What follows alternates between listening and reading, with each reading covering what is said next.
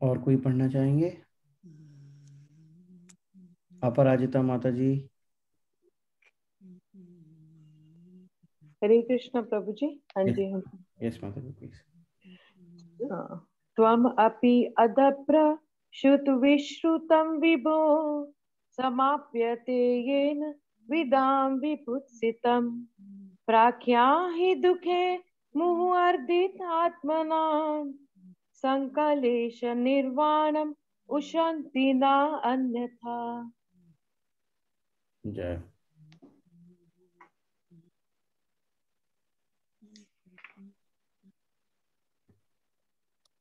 शब्दार्थ।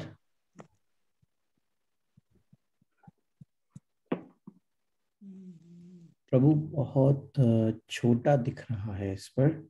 हाँ अभी ठीक है, नहीं ठीक है ठीक है, आप उसको वही साइज रखिए, वो पहले वाला साइज ही ठीक था। हाँ ठीक है, और वही थोड़ा सा और मेरे ख्याल से छोटा करना होगा। हाँ पूरा पूरा वो स्क्रीन पे आ जाएगा, और थोड़ा छोटा कर लीजिए प्रभु जी। कोई प्रॉब्लम नहीं है, उतना दिख रहा है। शब्दार्थ एवं तात्पर्य श्रील प्रभुपाद द्वारा, श्रील प्रभुपाद की जय। त्वम तुम, अपि भी, अधब्र विशाल, श्रुत वैदिक साहित्य, विश्रुतम सुना हुआ, विभोः सर्वशक्तिमान का, समाप्यते संतुष्ट, येन जिससे, विदाम विद्वान का, विभुत्सितम दिव्य ज्ञान सीखने के इच्छुक को, प्राख्या ही वर्णन करो, इच्छुक को प्राख्या ही वर्णन करो, दुख है दुख से, मुहुः सदैव, आर्दित आर्दित आत्मनाम पीड़ित जनसमूह को, संकलेश कष्टों को, निर्वाणम शमन, उशंति न नहीं निकल पाते, अन्यथा अन्य साधनों से। अतः कृपा करके सर्वशक्तिमान के उन कार्यकलापों का वर्णन करो जिसे तुमने वेदों के अपार ज्ञान से जाना है, क्योंकि उससे महान विद्वज्जनों की ज्ञान पिपासा की तृप्ति होगी, और साथ ही सामान्य लोगों के कष्टों का भी शमन होगा, जो भौतिक दुखों से सदैव पीड़ित रहते हैं।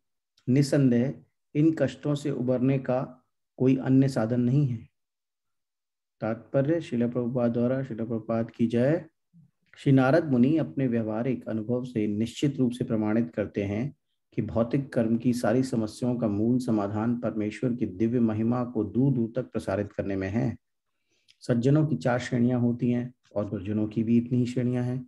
चारों श्रेणियों के सज्जन सर्वशक्तिमान ईश्वर की सत्ता को तब स्वीकार करते हैं जब वे विपत्ति में पड़ते हैं, जब उन्हें धन की आवश्यकता होती है, जब वे ज्ञान में बढ़ जाते हैं, तथा जब वे ईश्वर के विषय में अधिकाधिक जानना चाहते हैं। वे अंतः प्रेरणावश भगवान की शरण ग्रहण करते हैं। इस प्रकार नारद जी व्यासदेव को उपदेश देते हैं कि वे भगवान के दिव्य ज्ञान का प्रसार उस विशाल वैदिक ज्ञान के संदर्भ में करें जिन्हें उन्होंने पहले से प्राप्त कर रखा है। जहां तक दुर्जनों का संबंध है, उनकी भी 4 श्रेणियां हैं। वे जो सहज रूप से प्रगतिशील सकाम कर्म के प्रति आसक्त हैं और इस तरह उनके साथ जुड़े हुए अनेक कष्टों को भोगते रहते हैं। वे जो इंद्रिय तुष्टि में गार्हिक कार्यों में लगे रहते हैं और इस तरह परिणाम को भोगते हैं।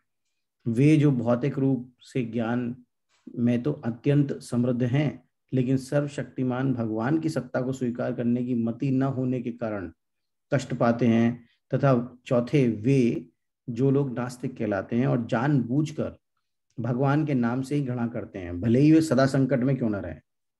नारद जी ने व्यासदेव को समझाया कि वे सज्जन तथा दुर्जन 8 प्रकार के सारे लोगों का कल्याण करने के लिए भगवान की महिमा का वर्णन करें।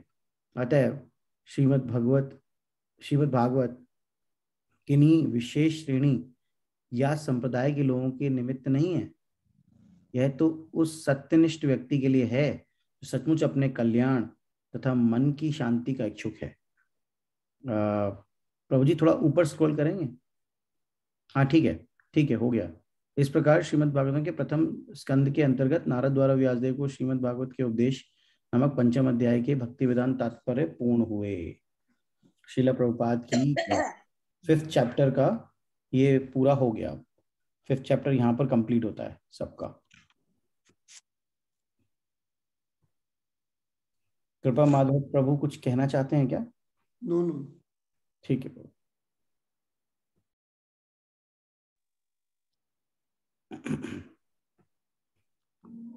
ज्ञानतिमिरन्धस्य ज्ञानाञ्जनशलाकया चक्षुरुन्मिलितं येन तस्मै श्रीगुरुवे नमः। श्रीचैतन्यमनोभीष्टं स्थापितं येन भूतले स्वयं रूप कदा मह्यं ददाति स्वपदान्तिकं। वन्देऽहं श्रीगुरौ श्रीयुतपदकमलं श्रीगुरून् वैष्णवांश्च श्रीरूपं साग्रजातं सहगण रघुनाथान्वितं तं सजीवं साद्वैतं सावधूतं परिजनसहितं कृष्णचैतन्यदेवं श्रीराधा कृष्ण तमशाखा। हे कृष्ण करुणा सिंधु दीनबंधु जगतपते गोपेश गोपिका कांत राधा कांत नमोस्तुते। तप्त कंचन गौरांगी राधे बिंदवनेश्वरी विश्भानुसुते देवी प्रणमामि हरिप्रिये। वाञ्छाकल्पतरुभ्यश्च कृपा सिन्धुभ्य एव च पतितानां पावनेभ्यो वैष्णवेभ्यो नमो नमः। नमो विष्णुपादाय कृष्णपृष्ठाय भूतले श्रीमते भक्तिवेदांत स्वामिनिति नामने। नमस्ते सरस्वती देवे गौरवाणी प्रचारणे निर्विशेष शून्यवादी पाश्चात्य देशतारिणी। जय श्री कृष्ण चैतन्य प्रभु नित्यानंद श्री अद्वैत गदाधर शिवासादि गौर भक्तवृंदा। हरे कृष्णा कृष्ण कृष्ण हरे हरे, हरे राम राम राम हरे हरे। तो आई रिमूव और मैं लगा कर। हाँ प्रभु, मैं शेयर कर देता हूँ।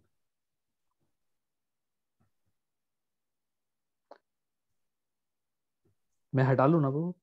हाँ देखिए, मैंने शेयर किया, आ गया शेयर। राइट, आ गया ब्रो, आ गया। तो आज 5वां चैप्टर इसका समापन होता है। हम लोग ये पूरा चैप्टर पढ़ चुके हैं। एक बार समरी में देखते हैं। सभी वरिष्ठ वैष्णवों से प्रार्थना है कि they pray for me so that we can glorify the lord today. और आज का श्लोक भी यही कहता है कि हमें भगवान का ग्लोरिफिकेशन करना चाहिए। तो अगर हम इस चैप्टर को ब्रॉड लेवल पर देखें, एक बार इस पर विहंगम दृष्टि, मतलब ऊपर से हेलीकॉप्टर व्यू, कि ये चैप्टर कैसे कैसे गया और इसमें क्या क्या हुआ। आज दिवाली के महामहोत्सव, दीपोत्सव महामहोत्सव पर भी चर्चा होगी।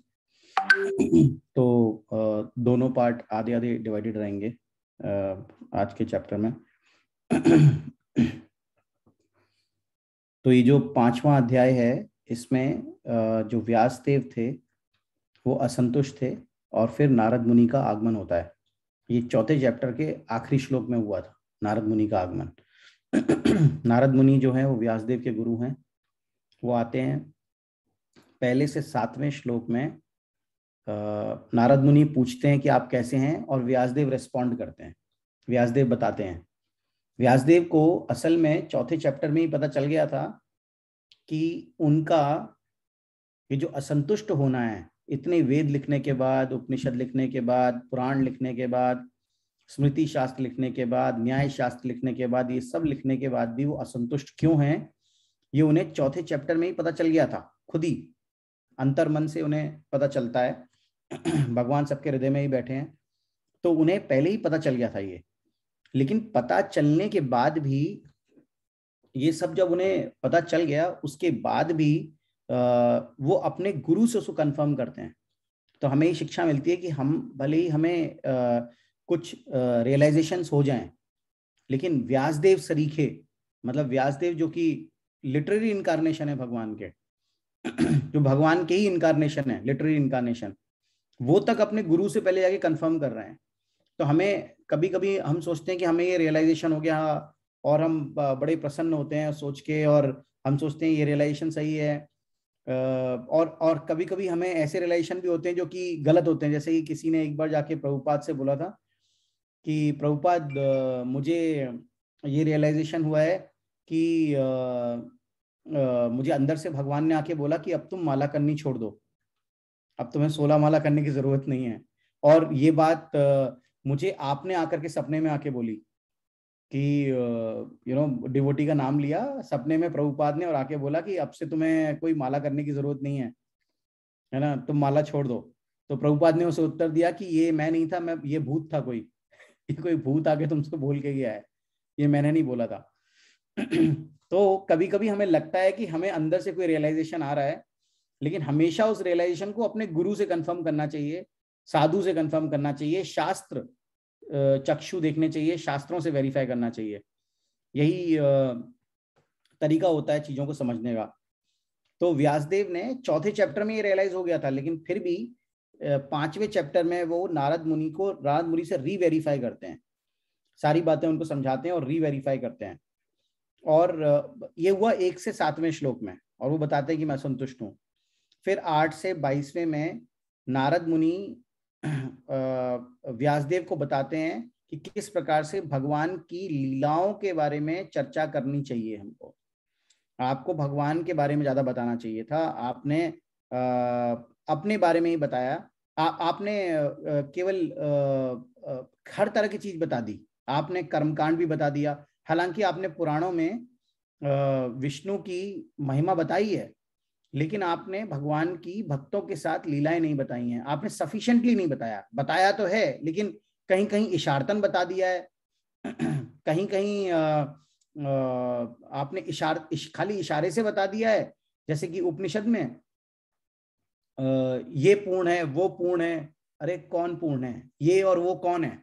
तो ये पूर्ण है, वो पूर्ण है ना। पूर्ण में से पूर्ण निकाल लो तो भी वो पूर्ण बचता है, लेकिन वो पूर्ण है कौन, ये आपने नहीं बताया। आप बता तो रहे हो, लेकिन इशारे इशारे से बताते जा रहे हो। जैसे कि ईशोपनिषद के इन्वोकेशन में बताया जाता है, पूर्णमिदम पूर्णमदा पूर्णात् पूर्णमुदच्यते। तो सब इशारतन चल रहा है। तो सीधे सीधे बताइए आप तो, और सीधे सीधे बताइए और अच्छी क्वांटिटी में बताइए। कम नहीं होना चाहिए ग्लोरिफिकेशन, खूब ग्लोरिफिकेशन होना चाहिए भगवान का, क्योंकि यही मुख्य है।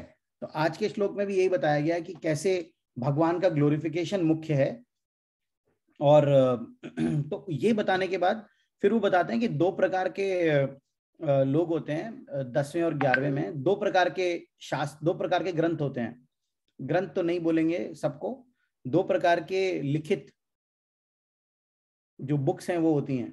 और ये कैसी होती हैं? एक वो होती हैं जिस पर कि जो कि कौवा खाता है। कौवा मतलब जैसे कि कौवा क्या खाता है? विष्ठा, मल, गंदी चीजें खाता है कौवा, तो उन्हें कहते हैं काक ग्रंथ। ये वो ग्रंथ हैं जो कौवों के लिए बने हैं, जैसे कि नॉवेल और तरह तरह की इस प्रकार की पुस्तकें। और दूसरे प्रकार के होते हैं जो कि परमहंसों के लिए बने हैं। परमहंस क्या करते हैं? अगर उन्हें आप हंस जो होता है, अगर आप उसे दूध और पानी मिला के देंगे तो वो उसमें से दूध पी जाएगा। हंस की क्वालिटी होती है, शास्त्रों में ऐसा लिखा है। मैंने खुद फिजिकली जाके नहीं देखा है, लेकिन शास्त्र ऐसा कहते हैं। और शास्त्र जो कहते हैं वो 100% राइट होता है। शास्त्र, जो भी शास्त्र कहता है, जो भी वैदिक शास्त्र कहता है वो 100% राइट है। जैसे कि वैदिक शास्त्र ही कहता है कि आप शंख को भगवान की आरती में आप छू सकते हो, लेकिन शंख किसका बना है? हड्डी का। आप कोई आके बोले कि शंख तो हड्डी का बना है, आप इसको क्यों छू रहे हैं? कोई भी चीज छूनी नहीं चाहिए, हड्डी है, उसमें से जो जीव था वो जीव निकाल लिया गया है। लेकिन नहीं, शंख है। ऐसे ही शास्त्र में लिखा है कि जो गाय का जो मल और मूत्र, गाय का जो मल नहीं बोलेंगे उसको, गाय का जो गोबर है, मल बोलना गलत होगा, गाय के गोबर को मल नहीं बोलना चाहिए हमें। तो जो उसका जो गोबर है और जो गौमूत्र है, गोबर और गौमूत्र, ये दोनों जो है प्योर होते हैं। अब कोई ये बोले कि ऐसा कैसे हो सकता है कि गोबर प्योर हो गया? किसी भी चीज का, किसी भी जीव का मल जो है वो अशुद्ध होता है। उसे हम अगर मलमूत्र अगर हम करके भी आते हैं तो भी हमें नहाना पड़ता है। खासकर मल करने के बाद तो हमें नहाना पड़ता है, मूत्र करने के बाद हाथ धोने होते हैं लोगों को। लेकिन गौ का ऐसा क्या है कि उसे छूने से हम पवित्र हो जाते हैं? तो हम डाउट भी कर सकते हैं इसके ऊपर, लेकिन अब साइंटिस्टों ने ये प्रूव कर दिया कि गोबर के अंदर और गौमूत्र के अंदर सारी एंटीसेप्टिक क्वालिटीज हैं, और ये प्रूवन है। मायापुर के अंदर, अगर आप, मायापुर में बहुत मच्छर हैं, आपको मच्छरदानी लगानी पड़ेगी, ओडोमोस लगाना पड़ेगा। कितना ओडोमोस लगाओगे रोज? तो बहुत ज्यादा मच्छर है वहां पर। तो उसके लिए अब तरीका क्या निकाला जाए? तो जो वहाँ गुरुकुल है, उस गुरुकुल के अंदर सारे के सारे गुरुकुल को ये गोबर से लीप दिया गया, गाय के गोबर से, शुद्ध गाय, देसी गाय के गोबर से। उससे लीपने के कारण उसमें मच्छर आने बंद हो गए। ये प्रूफ है, सामने प्रूफ है। जो वहां के जो गुरुकुल है, उस गुरुकुल के अंदर सब कुछ गोबर से लिपा हुआ है। तो जो शास्त्र कहता है वो 100% राइट कहता है। जितने वैदिक शास्त्र जो भी कुछ कहते हैं, वैदिक शास्त्र ये 100% यथार्थ है, ये सत्य है। भगवान का दिया हुआ है, श्रुति शास्त्र है ये पूरा। और जो स्मृति है वो श्रुति को सपोर्ट करते हुए आती है। तो जितने भी शास्त्र हमारे लिखे हुए हैं, इनमें ये परमहंसों के लिए हैं। और एक होता है काक ग्रंथ, जो कि कौओं के लिए होता है, जैसे कि नॉवेल हो गए आजकल के, या और जो किताबें हैं जो लोग पढ़ते रहते हैं। तो 10वें और 11वें श्लोक में ये बताया गया। फिर इसके बाद आगे फिर उन्होंने चर्चा की कि आप भगवान की और ज्यादा चर्चा करो, भगवान को जितना ग्लोरीफाई कर सकते हो उतना करो। फिर 23 से 31 में नारद मुनि ने अपनी पास्ट लाइफ के बारे में सारा बताया। नारद मुनि ने बताया कि कैसे उनको संत मिले। उन्होंने ये भी बताया कि कैसे उनकी भक्ति की स्टेजेस आई, सारी भक्ति की स्टेज पर उन्होंने चर्चा की। फिर 32 से 40वें में नारद मुनि ने, 32 से लेकर के 40 तक नारद मुनि ने इनको एडवाइस किया है। और इसी के बीच में एक श्लोक आता है, 33वां श्लोक, जिसमें कि नारद मुनि बड़ी मुख्य बात कहते हैं। नारद मुनि क्या कहते हैं? नारद मुनि कहते हैं कि जिस चीज से कभी कभी तुमको परेशानी होती है, उसी चीज से तो उसका इलाज भी निकलता है। जैसे कि कांटे को कांटा निकालता है, जहर को जहर मारता है, ऐसे ही जो भी दैनिक कार्य तुम कर रहे हो अपने जीवन में, आज के जो भी आप दैनिक कार्यकलाप, जो भी आप चीजें करते हैं जीवन में अपने, जो भी आपके रोज के दिनचर्या है, उस दिनचर्या को अगर आप भगवतमयी बना लो, तो सेम दिनचर्या जैसे जहर को जहर मारता है, कांटे को कांटा निकालता है, उसी प्रकार से सेम दिनचर्या जो है वो आपको भगवत प्राप्ति करा सकती है। उससे आपके सारे दुखों का निवारण हो सकता है। हम लोग अपने दुखों का निवारण विभिन्न प्रकार की कार्यों में देखते हैं। हमें लगता है कि हम पैसा कमा लेंगे तो हमारे दुख चले जाएंगे। ये सब मृग तृष्णा है। मृग तृष्णा मतलब जैसे कि जब आप किसी रेगिस्तान में जाते हैं तो आपको प्यास लगती है। हमने रोडों पर भी देखा है गर्मियों में। आप अभी दिल्ली से वृंदावन की तरफ जाओ तो रोड जो एकदम गर्म हो जाती है, लू चल रही होती है। तो जब रोड गर्म हो जाती है, उसके ऊपर आपको दूर से दिखाई देगा जैसे पानी हो, वहां पर पानी की परछाई सी दिखाई देगी दूर से। जब आप कार चला के जाओगे तो दिखती होगी, सबको दिखती होगी। सबने देखा होगा कि पानी दिख रहा है, ऐसा लग रहा है पानी है, लेकिन पानी है नहीं। हमको हर क्षण ये लगता है। ये बात आप यथार्थ मान के रख लो। अगर आप सोच रहे हो फिर से कि नहीं थोड़ा ये और ट्राई कर लूं, और उसके बाद फिर हो सकता है इससे मेरा दुख चला जाएगा, हो सकता है थोड़ा ये और ट्राई कर लूं तो मेरा दुख इससे चला जाएगा। आप कितना भी ट्राई कर लो, आप पूरा ट्राई करके देख लो, आप फिर और 6 महीने लगा लो, और 2 महीने 3 महीने लगा के देख लो अपने, और 1 महीना लगा के देख लो। कार्तिक के बाद फिर लगा के देखना, कार्तिक भर तो भक्ति कर लो, कार्तिक के बाद फिर 1 महीना 2 महीना और लगा के देख लेना अपना, ये सोच के कि इससे हमारा दुख हट जाएगा। आप ट्राई करके देख लो, बिजनेस खोल के देख लो, एक और डिग्री लेके देख लो। किसी को अगर कोई चीज नहीं रह जाती है किसी की वो भी करके देख लो। ये यथार्थ है कि ये जो जीवन के जो दुख हैं ये नहीं जाने वाले। कोई चारा नहीं है, केवल एक ही चारा मात्र है, वो ये है कि जो हमारी जीवन की जो गतिविधियां हैं इनको हम भगवत भक्तिमय बना लें। इसके अलावा कोई चारा नहीं है। और 33वें श्लोक में यही बात बोली गई है। उसके बाद फिर ये 32 से 36वें में वो पूरा बताते हैं कर्म योगा कैसे होता है, और ये वाला पार्ट पूरा बताते हैं। फिर 37 से 40वें में वो क्लियरली बोलते हैं नारद मुनि कि भगवत प्राप्ति का एकमात्र जो तरीका है और जो सबसे इंपॉर्टेंट है वो है साउंड वाइब्रेशन, मतलब श्रवणम। जितना आप सुनेंगे उतना आपकी भक्ति बढ़ेगी। इसके बारे में फिर वो चर्चा करते हैं। और आज का श्लोक यही बोलता है। आज के श्लोक में मैं दोबारा से स्क्रीन शेयर कर रहा हूं। आज के श्लोक में क्या बोल रहे हैं नारद मुनि कह रहे हैं Therefore describe the Almighty Lord's activities. इनकी भगवान की लीलाओं के बारे में सबको जाके बताओ। और ये किस तरीके से बताओ? तुमने जो ज्ञान प्राप्त किया है, learned by your vast knowledge of Vedas, यानी कि जो वेद हैं, इसका तात्पर्य ये नहीं है कि जो वेद हैं उनके अंदर भगवान के बारे में चर्चा नहीं हुई है। भगवान के बारे में चर्चा तो हुई है, लेकिन मुख्य तौर पे नहीं हुई है। और जो क्या वेदों का ज्ञान हमें भगवान तक नहीं ले जाएगा? वेदों का ज्ञान भी हमें भगवान तक ले जा सकता है, लेकिन मुश्किल है, क्योंकि जब इतना कुछ लिखा होगा, तांत्रिक विद्याएं लिखी होंगी, तंत्र विद्याएं लिखी होंगी, तो हम उसी में ना फंस जाएं कहीं, हम फ्लावरी लैंग्वेज में ना फंस जाएं कहीं, हम कहीं यही ना सोच बैठे कि जीवन का जो उद्देश्य है वो ब्राह्मण बनना है, आओ ब्राह्मण बन जाते हैं। क्योंकि हमें पता है कि जो ब्राह्मण है वो भी बंधा हुआ है। वो किससे बंधा हुआ है? सतोगुण से। जो तीनों गुण हैं, सतोगुण, रजोगुण, तमोगुण, तीनों ही बांधते हैं। तो कोई सतोगुण से बंधा हुआ है, कोई सतो और रजो के मिश्रण से बंधा हुआ है, कोई रजो और तमो के मिश्रण से बंधा हुआ है, कोई केवल तमो से बंधा हुआ है। तो हर कोई अलग अलग चीजों से बंधा हुआ है। तो कहीं हम ये ना मान बैठे कि ब्राह्मण बनना ही सबसे अच्छा है, पता चला वेदों में पढ़ लिया और सतोगुण सबसे अच्छा उसमें लिखा ही है, तो हम इसी में फंस जाए। लेकिन जो विशुद्ध सत्व है, जो सतोगुण के भी आगे है, उसके बारे में चर्चा जरा कम है। तो उन्होंने बताया कि जो तुमने पढ़ा है, जो तुम्हें मालूम है वेदों के ज्ञान से, वास्ट नॉलेज जो तुम्हें इतनी है, जिससे तुम्हें इतना कुछ मालूम है, उससे तुम भगवान की एक्टिविटीज को और ज्यादा डिस्क्राइब करो।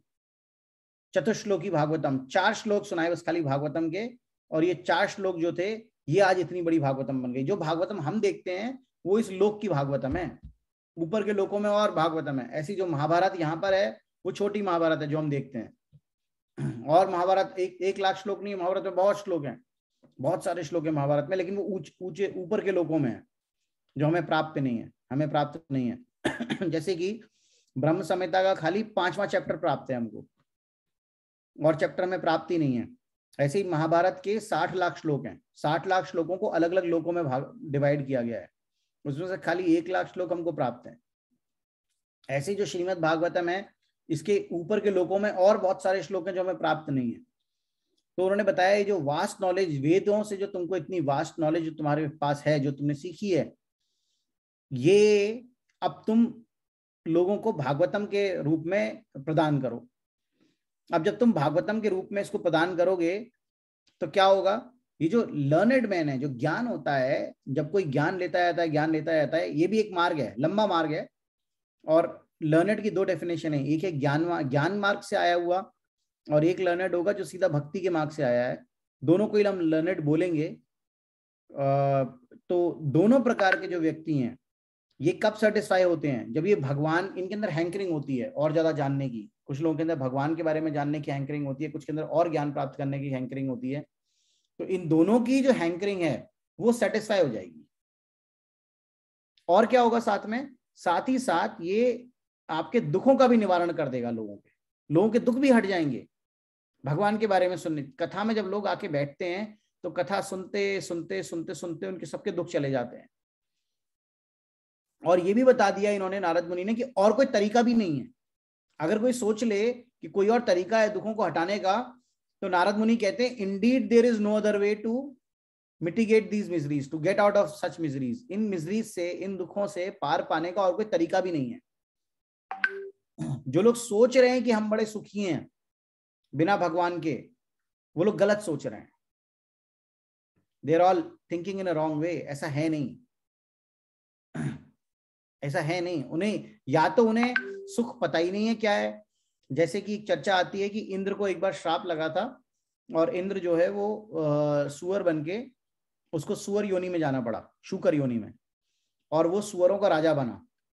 जब वो सुअरों का राजा बना तो इंद्र ने बड़े आराम से उसकी 3-4 उसके चारों ओर वो थी सुअर, शी पिग, सुअरियां जो होती हैं, और उसके छोटे छोटे बच्चे। बोलते हैं ना, सुअर का बच्चा बड़ा सुंदर लगता है जब वो छोटा सा होता है, तो जब वो मोटा और बड़ा हो जाता है तो गंदा लगता है लोगों को। फिर उसके ऊपर बाल उगाते हैं, लेकिन जब छोटा सा होता है तो बड़ा प्यारा लगता है। तो इंद्र को बड़ा प्यारा लग रहा था अपने सुअर बच्चे, सुंदर सुंदर उसके बच्चे उसके चारों ओर आवाज निकालते हुए की की करते हुए घूम रहे हैं, है ना। और सुंदर से गटर में लेटा हुआ है, सुंदर सा गटर, उसको गटर सुंदर लग रहा था, तो वो बड़े गटर के अंदर लेटा हुआ है वो। उसकी 3-4 सुअरियां आसपास उसके घूम रही हैं, जो उसकी पत्नियां हैं और सुअरों के बच्चे। तो अब समय हो गया पूरा इंद्र के आने का, तो उन्होंने बोला अरे इंद्र आया नहीं। तो फिर नारद मुनि को भेजा गया कि तुम इंद्र को लेके आओ। तो नारद मुनि इंद्र को लेने गए। तो नारद मुनि जब इंद्र को लेने गए तो कान पकड़ के, मतलब पहले उससे बोला कि चलो तुम्हारा समय हो गया, तुम आ क्यों नहीं रहे हो। तो इंद्र बोलते हैं कि कैसा समय, मैं तो बहुत सुखी हूँ, सुंदर सुंदर देखो गटर में पड़ा हुआ हूँ, लोग बाहर लू में डोल रहे हैं बाहर गर्मी में, मैं देखो कैसे मजे से गटर में पड़ा हुआ हूँ, है ना, एकदम ठंडा ठंडा एसी गटर है मेरा। और देखो मेरी कितने सुंदर बच्चे हैं, ये सुअर बच्चे छोटे छोटे, ये देखो मेरी पत्नियां कितनी सुंदर हैं, जो चारों जो सुअरियां दिख रही थी उसको सारी। तो ये सब देख देख के वो बड़ा प्रसन्न हो रहा था। और नारद मुनि कहते हैं अरे इसकी मति देखो कैसे भ्रष्ट हो गई, ये देखो इंद्र था ये, रंभा मेनका ये सब अप्सराएं इसके चारों ओर नृत्य करती थी, है, वो सब छोड़ करके ये यहाँ पर गटर में इन सुअरियों के साथ खुश हो रहा है। ये होती है माया। ऐसे ही हमें नहीं पता है कि असली सुंदरता क्या है, हमें नहीं पता है कि भगवान कैसे हैं, अद्वैतम अनादि अच्युतम। हम अपने ही जीवन में लगे हुए हैं, जिस तरीके से हम लगे हुए, माया हमें घेरे जा रही है। ऐसे ही इंद्र को उस माया ने आकर के घेर लिया। तो फिर नारद मुनि कान पकड़ के इंद्र को वापस लेके जाते हैं, और इंद्र जब स्वर्गलोक वापस पहुंचता है तो बोलता है अरे मैं कहाँ गटर में पड़ा हुआ था, कितना गंदा गटर में कहाँ पड़ा हुआ था। यही स्थिति हमारी है, हम भूल जाते हैं और हम उसी स्थिति में चलता रहता है हमारा जीवन। प्रभुपाद फिर आगे इसके परपट में बताते हैं कि 4 प्रकार के लोग हैं जो कि भगवान के प्रति श्रद्धा रखते हैं, सुकृत और वो बताते हैं दुष्कृत, दुष्कृतिना और सुकृतिना। 7वें चैप्टर के 15वें और 16वें श्लोक में इसके ऊपर चर्चा आती है। 15वें श्लोक में भगवान बताते हैं अर्जुन को भगवत गीता में, न माम दुष्कृतिनो मूढ़ः प्रपद्यन्ते नराधमः मायाया अपहृत ज्ञान आसुरम भावम आश्रिति। 4 प्रकार के लोग हैं जो कि मेरे पास नहीं आना चाहते, जो मेरे से दूर रहना चाहते हैं। उनमें से एक कौन है, मूढ़ा। मूढ़ा मतलब जो काम करता जा रहा है, बस गधे की तरह जिंदगी, बस उसने जिंदगी अपनी पूरी काम करने के लिए बना ली है, जीवन पूरा काम में निकाल दिया, इसको कहते हैं मूढ़ा। हार्ड वर्किंग बीस्ट्स, मतलब hard working beast of burden, मतलब लगे हुए हैं बस, और कुछ नहीं दिख रहा है उनको।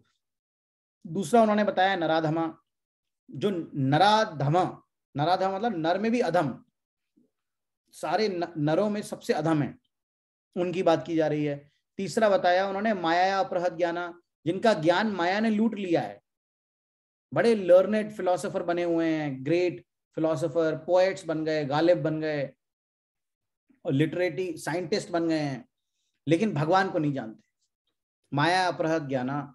चौथा जो बताया कैटेगरी, वो बताया आसुरम भावम आश्रितः। ये वो लोग हैं जो रज रज के भगवान को गालियां देते हैं, कम्युनिस्ट टाइप के लोग, एथीस्ट, नास्तिक, रज रज के, मतलब कि एक होता है कि पता नहीं है, ये जानबूझ के ढूंढ ढूंढ के निकाल के, आपको बहुत सारे वीडियो मिलेंगे यूट्यूब पर जहां पर कि भगवान के अगेंस्ट बोला गया है लगातार। वो वीडियो बनाते ही इसीलिए हैं कि किस तरह से भगवान के अगेंस्ट बोला जाए। अंधविश्वास को तोड़ने के लिए हमने वीडियो बनाया है, ये देखिए कोई राम नहीं थे, देखिए कोई पुल नहीं बनाया, ये सब झूठ है, और कोई यहाँ पर कुछ नहीं होता, ये सब अंधविश्वास है, ये दीपदान करने से कुछ नहीं होगा, ये सब अंधविश्वास है। रज रज के मतलब ढूंढ ढूंढ के ये लोग वीडियो बनाते हैं, ढूंढ ढूंढ के। ऐसे आपको बहुत वीडियोस मिल जाएंगे यूट्यूब पर। ये लोग कौन है, इनके बारे में बताया गया, आसुरम भावम आश्रितः। ये वो लोग हैं जो डिमोनिक प्रिंसिपल्स, यानी कि असुरी, जिनका की जो मन है वो असुरी हो गया है। ऐसे अथिस्टिक प्रिंसिपल लोगों की कोई वैल्यू नहीं है। यमुनाचार्य बोलते हैं, oh my Lord, you are unknowable to person involved in atheistic principles despite your uncommon qualities, features and activities despite your personality being confirmed by all the revealed scriptures in the quality of goodness, and despite you being acknowledged by the famous authorities renowned for their depth of knowledge in the transcendental sign and situated in godly qualities. वो क्या बोल रहे हैं? यमुनाचार्य आला बंदार बोलते हैं यमुनाचार्य को, श्री संप्रदाय के मेन आचार्य हैं ये। मेन आचार्य रामानुजाचार्य के गुरु हैं, रामानुजाचार्य के भी गुरु हैं ये यमुनाचार्य। तो यमुनाचार्य बोलते हैं कि हालांकि सारे शास्त्रों में इतना बता दिया भगवान के बारे में, लेकिन फिर भी इन असुरी मानसिकता रखने वाले नास्तिकों को समझ में नहीं आ रहा है कि भगवान कौन है। तो इस पर प्रभुपाद बताते हैं 4 प्रकार के हैं। ऐसे ही 4 प्रकार के बताए जाते हैं सुकृति। ये सुकृति कौन है? चतुर्विधा भजन्ते माम जनः सुकृतिनो अर्जुन आर्तो जिज्ञासुर अर्थार्थी ज्ञानी च भरतर्षभः। आरती अर्थार्थी जिज्ञासु ज्ञानी। आरती मतलब दुखी, जो दुखी रहता है। ये वो 4 लोग हैं जो भगवान के पास जाते हैं, सुकृत हैं ये, इनको सुकृति मिली हुई है। ये भगवान के पास, इन्हें दुख मिला तो ये भगवान के पास जाते हैं। आरती अर्थार्थी जो पैसे के पीछे है लेकिन भगवान के पास जाके मांगता है, अर्थार्थी है। भले ही अर्थार्थी है, पैसे के पीछे पड़ा हुआ है, पैसा चाहिए लेकिन जा किसके पास रहा है? भगवान के पास। तो ये सुकृत है। धीरे धीरे करके भगवान से, जैसे कि ध्रुव महाराज क्यों गए थे भगवान के पास? उन्हें सिंहासन चाहिए था ध्रुव महाराज को, तो सिंहासन लेने गए, मुझे अपने पिता से ही बड़ा सिंहासन चाहिए। लेकिन जब भगवान सामने आए तो भगवान के सामने आते ही ध्रुव महाराज के मुख से क्या निकला? ध्रुव महाराज के मुख से निकला, अरे मैं तो कंकड़ पत्थर मांगने आया आपके पास, और जो असली हीरे थे उनके बारे में तो मैंने बात ही नहीं की। असली हीरे क्या थे? भगवान के प्रति भक्ति। तो जब भगवान देते हैं तो भगवान ऐसे देंगे कि आपके अंदर वो जो लोभ है, लालच है, वो भी हट जाएगा, अपने आप खत्म हो जाएगा जब भगवान देंगे। तो हमें जब भगवान से जब हमें कोई चीज प्राप्त होती है, तो अगर हमें कुछ प्राप्त भी करना है तो भगवान से करना चाहिए, ऐसा बोला जाता है। ये शास्त्रोक्त है। अगर हमें कुछ प्राप्त भी करना है तो हम भगवान से प्राप्त करेंगे, हम इधर उधर से प्राप्त नहीं करेंगे। अगर आपको कोई चीज देवी देवता दे देते हैं तो जरूरी नहीं है कि उससे आपके अंदर का लोभ खत्म होगा, हो सकता है लोभ और ही बढ़े। लेकिन जब भगवान देते हैं तो ये अंदर का लोभ भी खत्म हो जाता है। और तो भगवान मांगना ही है तो भगवान से मांगो। अर्थार्थी, इसे बोलते हैं अर्थार्थी। इसके ऊपर एक विशेष चर्चा और भी है कि अच्छा, तो देवी देवताओं से मांगने से क्यों नहीं होता है? क्योंकि देवी देवता है दुकानदार। आप दुकानदार के पास गए, आपने जाके सिगरेट मांगी, पैसे दिए, आपने सिगरेट मांगी। वो सिगरेट देते वक्त आपको क्या बोलेगा दुकानदार? नहीं, ये मत पियो, इसमें कैंसर हो सकता है तुमको, ये गलत है सिगरेट पीना। अरे तुम सिगरेट पी रहे हो? नहीं। उसे किससे मतलब है? मेरा भैया मुझे पैसा दो मेरा, तुम अपनी सिगरेट लो, तुम अपने रास्ते जाओ, हम अपने रास्ते जाएंगे। तो जो देवी देवता हैं, अगर आप उनको कुछ ऑफर करते हैं तो वो बाउंड हो जाते हैं, वो बाउंड हो जाते हैं आपको देने के लिए, देना ही पड़ता है उनको। जब आप देवी देवताओं की तपस्या करते हैं तो वो ये नहीं देखते कि ये रस्सी मांग रहा है, आज ये जाके लटकेगा, ये जहर मांगने आया है, जहर क्यों मांगने आया है, अरे जहर खा लेगा तो मर जाएगा, वो ये नहीं देखते देवी देवता। लेकिन वहीं पे अगर वो दुकानदार आपका पिता होता, आप उससे जाके सिगरेट मांगते तो क्या वो पिता आपको सिगरेट देता? आप उसे लाखों रुपए दे दो, पापा मैं आपको डबल रुपए दूंगा एक सिगरेट के, पापा मुझे जहर चाहिए, जहर के डबल रुपए दूंगा मैं आपको, लो 3 गुना 10-100 गुना रुपए, जहर की शीशी मेरे को दे दो। पिता नहीं देगा। ऐसे ही जो भगवान है वो देख के देते हैं।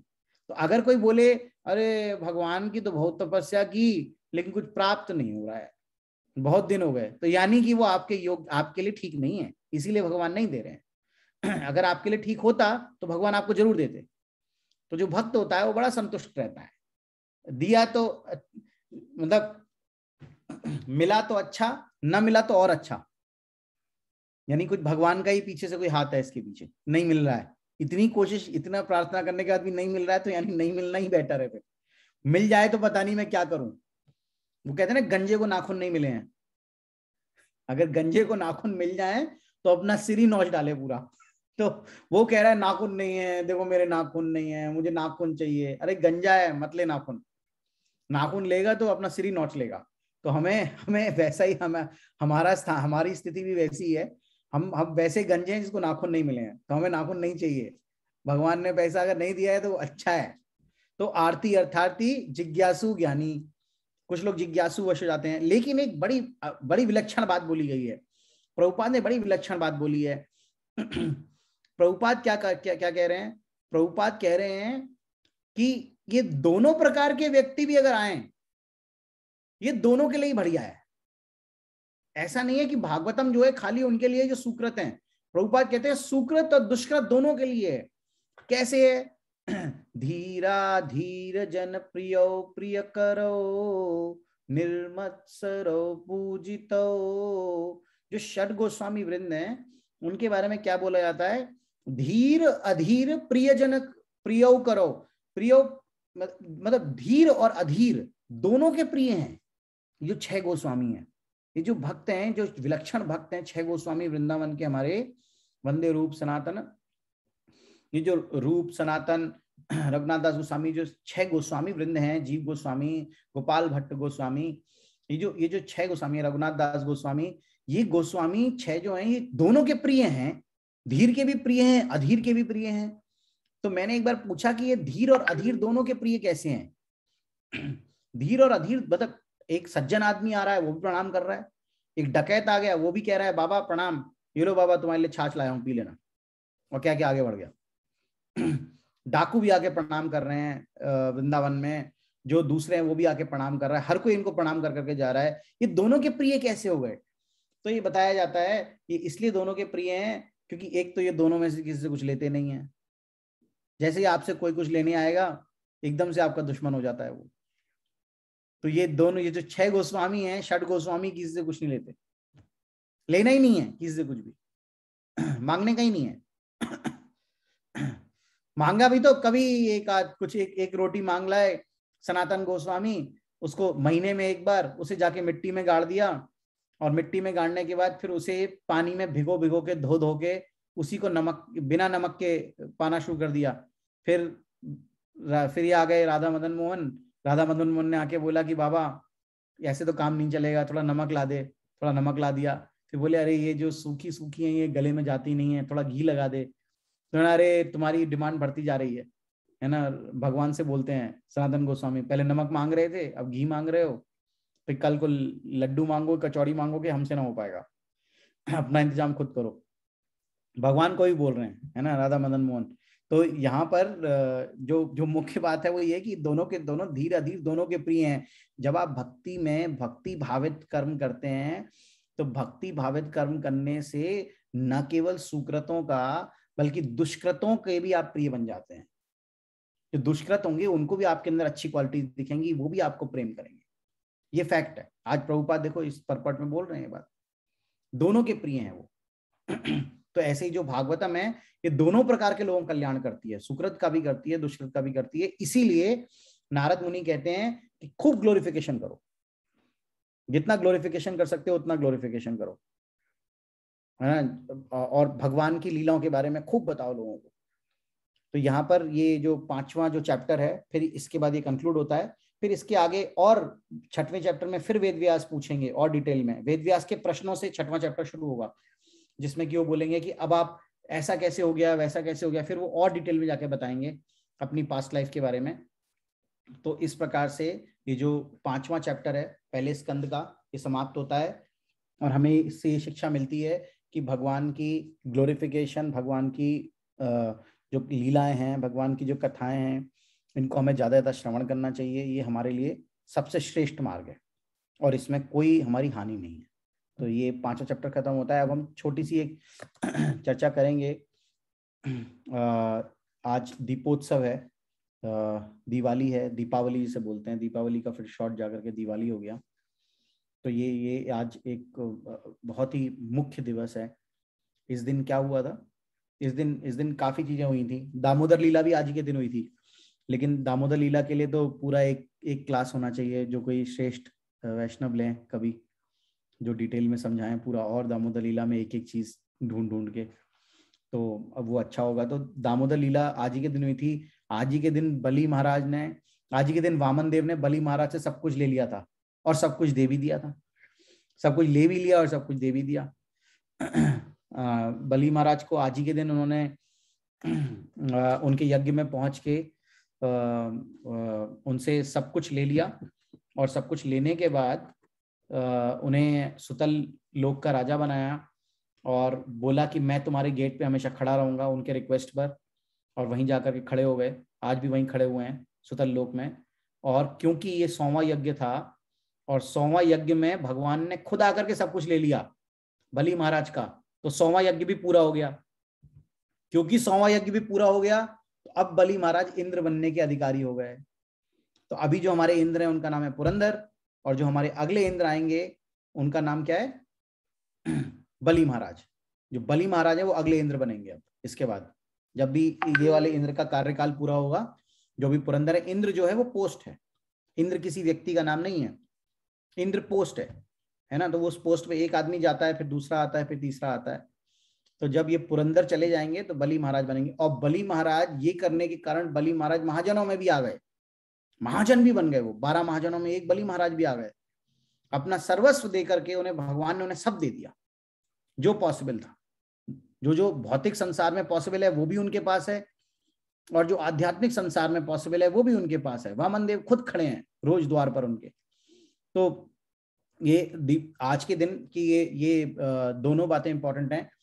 और जो सबसे इंपॉर्टेंट है जिसके लिए ये जाना जाता है वो क्या है?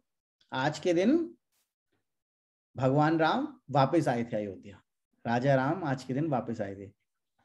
जब हम राजा राम बोलते हैं तो ये नहीं कि हम ऐश्वर्य भाव में भगवान को बुला रहे हैं। राजा राम भी माधुर्य है। जब संत रैदास के यहाँ पर जब भी कोई भक्त आया करता था, तो वैसे तो खुद तो झोपड़ी में ही रहते थे, लेकिन जब भी कोई भक्त आता था तो बड़े जोर जोर से गाते थे, आज के दिवस की मैं जाऊं बलिहारा, आज के दिवस की मैं जाऊं बलिहारा, मेरे घर आया मेरे राम जी का प्यारा, मेरे घर आया राजा राम जी का प्यारा। मेरे घर राजा राम का प्यारा आया है। राजा राम कौन है? भक्त, मतलब राजा राम का प्यारा मतलब भक्त। जब मेरे घर भक्त आया है तो वो बड़ा इंपॉर्टेंट माना जाता है।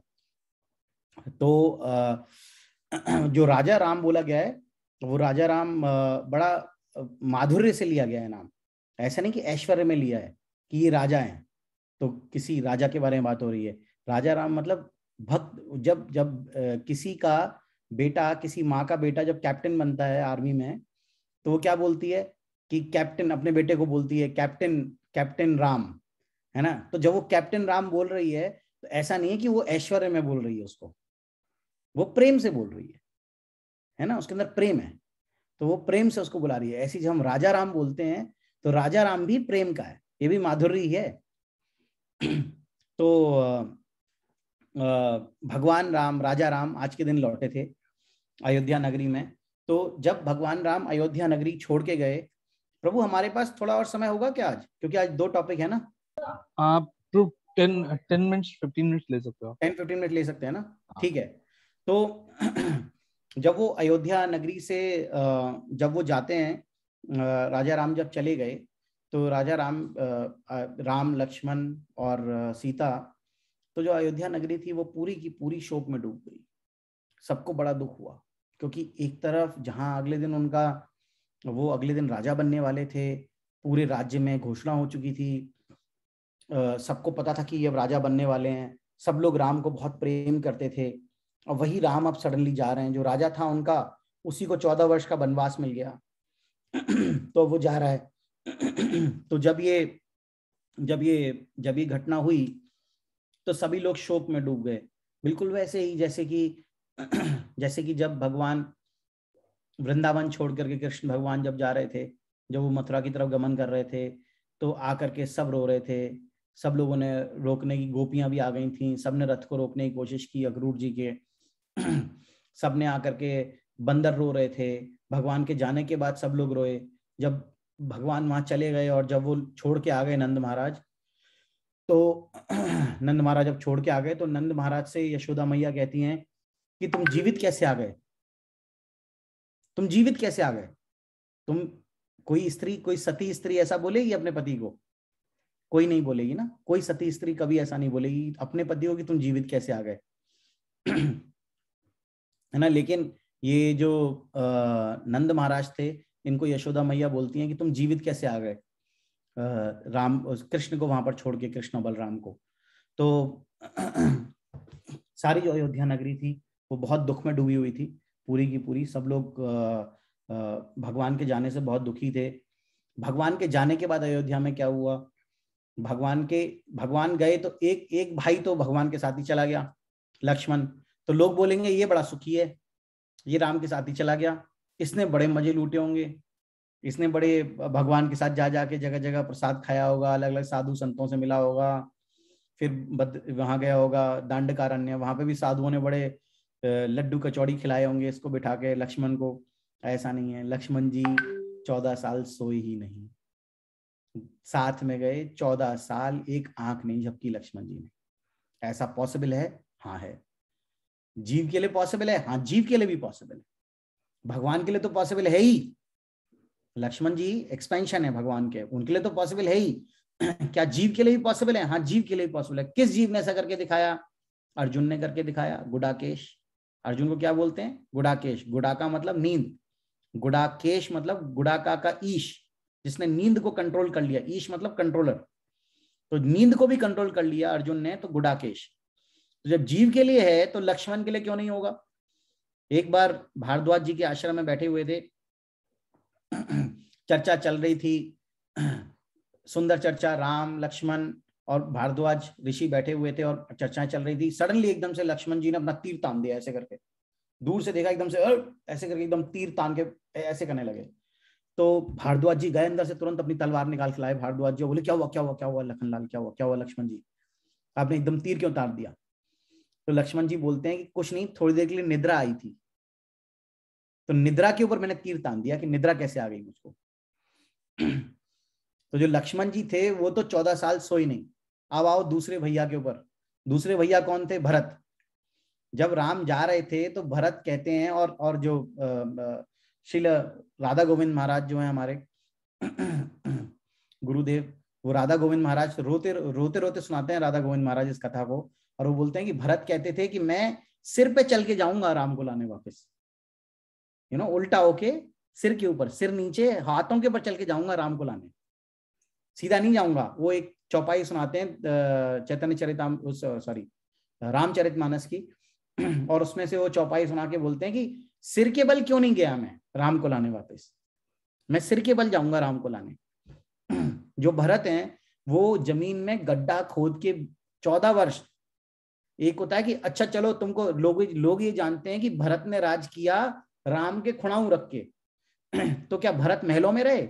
नहीं, अयोध्या नगरी के बाहर गड्ढा खोदा 20 फुट का नीचे, उस गड्ढे के अंदर जहां केवल शत्रुघ्न को आने जाने की इजाजत थी, यानी कि पत्नी भी साथ ले गए अपनी, नहीं, केवल शत्रुघ्न जा सकता था भरत जी के पास और कोई नहीं जा सकता था। राज किया शत्रुघ्न जी ने, किसके डायरेक्शन पर? भरत के डायरेक्शन पर। और सिंहासन पे खुणाऊ किसकी रखी? राम की। ये मैं आपको अयोध्या की स्थिति बता रहा हूं कि अयोध्या की क्या स्थिति थी। और जमीन के अंदर रह के करते क्या थे वो? दिन भर बैठ के राम राम राम राम भजन चल रहा था उनका दिन भर। राम रामेति रामेति रमे रामे मनोरमे सहस्त्र नाम ततुल्यम राम नाम वरानले। राम राम भज राम राम भज राम राम भज राम राम राम, बस राम राम भजते रहते दिन भर। सीताराम सीताराम सीताराम सीताराम। हम लोग राम अकेला अकेला राम नहीं भजते, हम सीताराम सीताराम भजते हैं, है ना। तो ये पार्वती को ये श्लोक सुनाया था शिव जी ने, और बोला था कि तुम अगर एक राम नाम लोगी तो सहस्त्र विष्णु नामों के बराबर है। और फिर पार्वती को अगला जो दीक्षा दिया वो हरिदास ठाकुर ने दिया। उन्होंने बोला अगर तुम एक कृष्ण नाम लोगे तो 3 राम नाम के बराबर है। यानी एक कृष्ण नाम किसके बराबर हो गया? 3000 सहस्त्र नाम हो गए, 3000 विष्णु के नाम। तो जब हम हरे कृष्ण कृष्ण कृष्ण हरे हरे, हरे राम राम राम हरे हरे, जब हम ये जपते हैं तो हम पता नहीं कितने सहस्त्र विष्णु नाम ले लेते हैं। और जब हम यही जप कार्तिक में करते हैं तो हम जाने कितना कितना हम लोग जप कर लेते हैं, है। तो बैठे बैठे ही करते थे। और खाते क्या थे भरत जी? भरत जी खाते थे, जो गाय को पहले जौ खिलाते थे, साथ में एक गाय रखी हुई थी, गाय को जौ खिलाते थे। गाय को जौ खिलाने के बाद जो गाय का गोबर है उसमें वो जौ के दाने वापस आते हैं गोबर के अंदर, वो पूरे नहीं पचते। तो जौ के दाने वो गाय के गोबर के थ्रू वापस आते हैं। जब वो गाय के गोबर के थ्रू जौ के दाने वापस आते थे, फिर वो उनको छानते थे और वो खाते थे, वो पाते थे। अब ये गाय के थ्रू होके आ रहा है और प्यूरिफाई हो गया है। गाय के गोबर में जो जौ के दाने मिलेंगे उनको बीनते थे, उनको बीन के छानते थे, उन्हें खाते थे और गौमूत्र ही पीते थे, बस पीने में केवल गौमूत्र। ये भरत जी की स्थिति थी। लोग बोलेंगे भरत बड़े मजे मार रहा था, बाद में भरत ने बड़े मजे मारे हैं, कोई मजे नहीं किए, भरत ऐसे रहते थे। अब आओ शत्रुघ्न पर। शत्रुघ्न की स्थिति तो और भी विलक्षण है। एक भैया चला गया, दो भाई तो वन में है, एक गड्ढे के अंदर रह रहा है। अब आपको लगेगा इनको बड़ा मजा आता होगा मखमली बिस्तरों पर। नहीं नहीं नहीं, ये बेचारे सह रहे थे उन मखमल के बिस्तरों को। सुबह सुबह लोग आकर के, जब राजा सोता है तो राजा को सुबह गाने गा गा के उठाया जाता है। राजा को गाने गाते हैं रोज सुबह उठाने के लिए, सितार वादक और वो सब आते हैं राजा को उठाने के लिए। ये लोग जब उठाने आते थे शत्रुघ्न जी को, तो शत्रुघ्न जी इनसे कहते थे, जब शत्रुघ्न जी की जब नींद खुलती थी गाने सुन के, सुबह का शास्त्रीय संगीत जो होता था, शत्रुघ्न जी उठते थे। शत्रुघ्न जी उठ के, अरे बहुत अच्छा गाया, बहुत अच्छा गाया, बहुत अच्छा किया तुमने, ये लो। एक के गले में मोती की माला, एक को अंगूठी दे दी, एक को ही दे दिया, और बोलते राम आएंगे ना तो ऐसे ही गाना। तो दैट वाज हिज भाव, राम आएंगे तो ऐसे ही गाना। तो इस तरीके से अयोध्या नगरी में इंतजार चल रहा था राम का। हमें क्या लगता है कि हम दिए जलाएंगे, दीपावली क्या हो गया, दिए जला लो, दिए सब जला रहे हैं। दिए के पीछे महत्व क्या है वो किसी को नहीं पता है, क्या होता है ये। तो असल में जो राम है फिर अयोध्या नगरी आते हैं। तो राम जब अयोध्या नगरी आते हैं तो दिए क्यों जलाए गए? जब आप फ्लाइट, जितने लोगों ने फ्लाइट ली हैं, सभी ने ली होगी, जब आप फ्लाइट लेते हो तो आपने देखा रनवे की लाइटें दिखती हैं ऐसे। तो रात्रि थी अमावस्या की, दीपावली कब आती है? अमावस्या पर, अंधेरा है, तो कहीं पुष्पक विमान मिस न कर जाए, तो दिए जलाए गए कि ये रहा रनवे, यहां आके लैंड कर जाओ। तो चारों ओर दिए जलाए गए। दो महत्व है, एक तो प्रैक्टिकल महत्व है, वो ये कि दिए इसलिए जलाए गए कि देखो राम यहाँ है अयोध्या नगरी, यहाँ लैंड करना है तुमको। और दूसरा महत्व ये है कि दिए जला करके स्वागत होगा, आरती होगी, राम आएंगे तो इतने दिए होंगे। तो आज भी अयोध्या में अभी भी जलवाए जा रहे हैं बहुत सारे, पता नहीं कितने लाखों दिए जल रहे हैं इस बार वहां पर। तो बहुत अच्छा है कि हम लोग भगवान की लेगेसी को याद कर रहे हैं यहाँ पर। तो दिए जलाए गए, अब राम वापस आ रहे हैं। तो देखो कितना कितना इंतजार कितना चल रहा था। जैसे कि ब्रज के अंदर सब पतले हो गए थे, सब रोते रहते थे, ऐसे ही पूरी की पूरी अयोध्या नगरी शोक में डूबी हुई थी। और फिर भगवान राम आते हैं आज के दिवस पर। सियावर रामचंद्र भगवान की जय। इसको अगर हम थोड़ा और डीपली इस पे मेडिटेट करें तो आप इसको ऐसे सोचो कि हमारा जो हृदय है ये अयोध्या है। हमारा हृदय कैसा है? अयोध्या है। और इस हृदय के राजा कौन है? इस हृदय के हमारे लॉर्ड कौन है हृदय के? राम इस हृदय के हमारे राजा, जो राजा राम हैं, जो भगवान हैं, जो कृष्ण हैं, ये हमारे हृदय के राजा हैं। और जो ये जो हमारे हृदय पे जो भगवान हैं, हम इनको वनवास दे दिया, हमने इनको वनवास दे दिया है। जो अयोध्या वासी थे उनको पता था उनका दुख कैसे दूर होगा। कैसे पता था उनको? उन्हें पता था राम आएंगे तो दुख दूर हो जाएगा हमारा। सब इंतजार कर रहे थे, 14 वर्ष सबने बैठ के इंतजार किया कि राम आएंगे, राम आएंगे, एक दिन जरूर आएंगे, राम एक दिन जरूर आएंगे, राम आएंगे, 14 वर्ष पूरे होंगे, सीताराम लक्ष्मण तीनों आएंगे। सब कुछ फिक्स था। उन्हें पता था राम आएंगे, हमारा दुख दूर हो जाएगा। हमारी गति तो, हमारी प्रॉब्लम यह है कि हमें यही नहीं पता कि कैसे हमारा दुख दूर होगा। हमारा दुख भी ऐसे ही दूर होगा जब हमारे अयोध्या रूपी हृदय पर भगवान आकर के विराजमान होंगे। हम कोशिश कर रहे हैं और तरीकों से अपने सुख दुख ढूंढने की, परिवार में, इसमें उसमें, ये कोई हमारा कुछ नहीं करने वाला, कुछ नहीं होने वाला है। लाखों करोड़ों जन्मों के माता पिता भी वो प्रेम नहीं दे सकते जो गुरु हमको देते हैं। जो लाड़ और प्यार आपको गुरुदेव प्रदान कर सकते हैं, वो लाखों करोड़ों जन्मों के माता पिता भी नहीं प्रदान कर सकते। ऐसा हमें लगता है कि हम यहीं पे लाड़ प्यार में मिल जाएगा, हम अभी सुखी हो जाएंगे, बस परिवार में ये और हो जाए तो मैं सुखी हो जाऊंगा, मेरी पत्नी थोड़ी सी ये और बन जाए तो मैं सुखी हो जाऊंगा, मेरा पति थोड़ा ये और बन जाए तो मैं सुखी हो जाऊंगी, मेरे बच्चे थोड़ा ये और हो जाए तो मैं सुखी हो जाऊंगा। कुछ नहीं मिलने वाला, कभी सुख नहीं मिलेगा यहाँ पर। सुख केवल एक ही चीज में है, वो है भगवत कथा में। तो भगवान जो है हमारे हृदय पे आएंगे, जब भगवान हमारे हृदय में आके बैठेंगे तब हमें सुख प्राप्ति होगी। ये अयोध्या नगरी है हमारा जो हृदय है।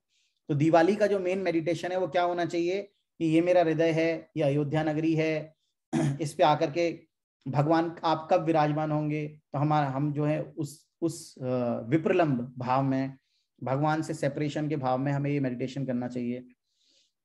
और हमने जानबूझ के भगवान को वनवास दिया हुआ है। भगवान को नहीं याद करके हम क्या कर रहे हैं, हम केकई बन रहे हैं, हम मंथरा बन रहे हैं। क्या हमें केकई और मंथरा बनना है? चालबाजियां करनी है हमको के मंथरा की तरह, हमें केकई की तरह मूर्ताएं करनी है, हमें केकई की तरह। केकई को भगवान राम बहुत प्यार करते थे और केकई भी भगवान राम को बहुत प्यार करती थी, और बाद में भी केकई ने बड़ा प्यार किया है भगवान राम को। केकई बड़ी प्रिय थी, केकई बहुत लाल लड़ाती थी राम को। भरत से पहले राम को खिलाऊंगी खीर, राम कहाँ है, राम को खिलाऊंगी। वो समय की बात थी कि उनकी मति भ्रमित की गई, क्योंकि भगवान को और भी बहुत सारी लीलाएं करनी थी। भगवान को शबरी से भी जाके मिलना था, शबरी भी तो इंतजार कर रही थी बैठी बैठी कि मतंग ऋषि बोल के गए राम आएंगे राम आएंगे। तो ये बहुत ही विशेष दिन है आज का, और हमारा मेन मेडिटेशन ये होना चाहिए कि हमारा हृदय अयोध्या है, हमने भगवान को वनवास दिया हुआ है, हम खुद ही भगवान को अपने हृदय में नहीं बुला रहे हैं, तो हमें अब भगवान को अपने हृदय में बुलाना है। तो इसके लिए आज के दिन क्यों ना हम भगवान को अपने हृदय में बुला लें। तो ये हमारा मेन मेडिटेशन होना चाहिए आज का। और भी बहुत कुछ है, लेकिन उस पर बाद में फिर चर्चा कर सकते हैं कभी। So we end it here. अगर किसी का कोई प्रश्न है तो पूछ सकता है, किसी की टिप्पणी, कोई चर्चा करनी हो तो। Yes Prabhu, thank you very much, thank you for आपने बहुत अच्छा क्लास लिया, और आपने जबकि आप होम टाउन में नहीं है फिर भी आप यहाँ पर आए और सेवा आपने दी उसको, हम तहे दिल से आपका शुक्रिया करते हैं। थैंक यू प्रभु। प्रभु 1 से 2 क्वेश्चन लेते हैं हम लोग बस। किसी और का कोई क्वेश्चन है तो प्लीज आप हैंड रेज कर सकते हैं। यस, दीपक प्रभु। हाय कृष्ण प्रभु जी। यस प्रभु, हरे कृष्ण। प्रभु जी, कल मेरी तबीयत खराब हो गई थी, कल तो मेरी। अच्छा अच्छा। हाँ बिल्कुल, मेरा गला बिल्कुल जाम हो गया था, मैं कुछ बोल नहीं पा रहा था, बिल्कुल बिल्कुल। ओहो। बड़ी मुश्किल से मैं ठीक हुआ कल। मैं आपको इस लेक्चर के बाद कॉल करता हूँ, फिर मैं आपसे बात करता हूँ प्रभु। हाँ, तो मेरा पंच है कि कभी भक्ति करता हूँ कभी नहीं करता हूँ, ऐसा क्यों होता है? ये अभ्यास से होगा प्रभु। आपका प्रश्न तो बहुत अच्छा है। हाँ ये आपका अकेले का नहीं है, सभी का प्रश्न है। हाँ। कभी कभी हमारी जो भक्ति है वो बहुत अच्छी तरह होती है, उसकी इंटेंसिटी बहुत हाई रहती है। कभी हम बहुत भक्ति भाव में रहते हैं, और कभी कभी हमारी जो भक्ति है वो बहुत ढीली हो जाती है, कम हो जाती है। तो ये तब तक चलता है जब तक कि हम निष्ठा के स्तर तक नहीं पहुंचते हैं। जब तक हम फिक्स्ड स्तर तक नहीं पहुंचेंगे तब तक ऐसे ही चलता रहेगा। तो और ये होगा कैसे? अभ्यास से। जितना अभ्यास करेंगे, अभ्यास भी करना है और धैर्य भी रखना है।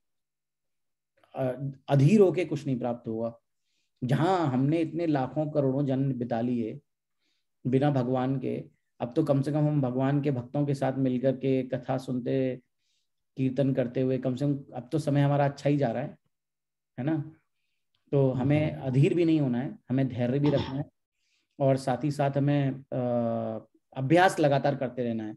अभ्यास करते करते करते करते हमें फिर एक टाइम ऐसा आएगा जब हमें भगवान की हमेशा हमारे हमारे अंदर रुचि रहेगी भगवान के प्रति। ठीक है Prabhu, thank you for asking this wonderful question. Is there any other? और किसी का कोई इंक्वायरी है तो आप प्लीज, नहीं तो हम सेशन को यहीं विराम देते हैं।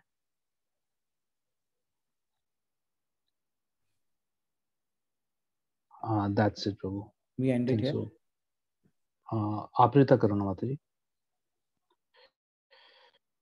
आपृता माता जी, आप अपने आप को म्यूट कीजिए माता। आप कर लिया प्रभु जी। हरे हाँ जी। कृष्ण। प्रभु जी ऐसे सच अभी कोई क्वेश्चन नहीं है, बट मैं आपका बहुत थैंक्स करना चाहती हूँ। बहुत अच्छे तरह से जो वो वाला पार्ट मुझे बहुत अच्छा लगा जो आपने दिवाली में भगवान लक्ष्मण जी के लिए, भरत जी के लिए क्या कैसे उनकी स्थिति थी, मतलब एकदम हृदय विदीर्ण सा हो गया उस वक्त। मतलब अनकंट्रोल, जैसे कंट्रोल नहीं कर पा रहे थे कि जैसे देखो उन्होंने कैसे किया। थैंक यू सो मच प्रभु जी। आज मतलब आज मुझे रियलाइज हुआ कि शुद्ध भक्त जो भी बोलता है तो कैसे किसी के हृदय में लगता है। You are one of them. Thank you so much प्रभु जी। Mataji, I am not a pure devotee, and I am not even a reflection of a pure devotee. So Mataji, please. नहीं नहीं प्रभु जी, आपके वर्ड्स अगर कहीं पे कुछ जाके कहीं पे कुछ काम कर रहे हैं तो इसका मतलब कहीं कुछ तो है प्रभु। ये तो आपकी गुरु महाराज की कृपा है। यस यस प्रभु जी। Thank you so much. Radha चित्र प्रभु प्लीज। हरे कृष्णा प्रभु जी, दोनों प्रणाम। हरे कृष्णा प्रभु जी। आज तो बिल्कुल ऑफिशियल ड्रेस में दिख रहे हैं आप।